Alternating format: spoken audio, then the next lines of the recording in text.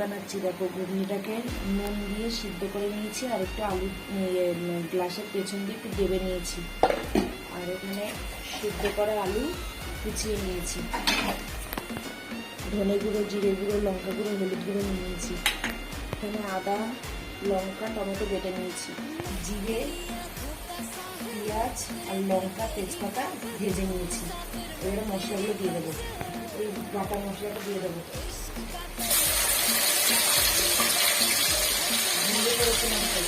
ওই মশলাগুলো দিয়ে দেবো, দিয়ে দেবো ঝিঙে, দেবো স্বাদ মতো, দিয়ে দেবো চিনি,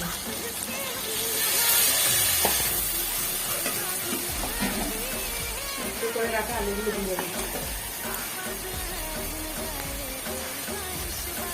মটরগুলো দিয়ে দেবো।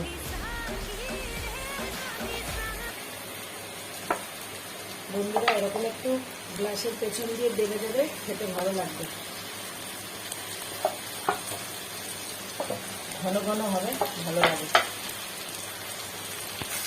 এবারে এগুলোকে আলু আর ঘুগনি সব একসাথে মিক্স করবো।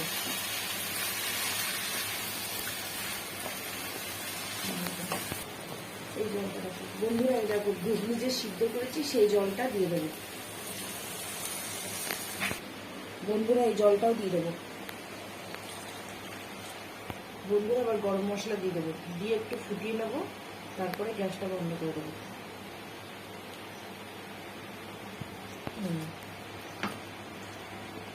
বন্ধুরা এরকম আমার ঘুগনি রেডি। আমার এই ভিডিও যদি তোমাদের ভালো লেগে থাকে তাহলে লাইক, কমেন্ট, শেয়ার, সাবস্ক্রাইব করে দেবে। বাই বন্ধুরা।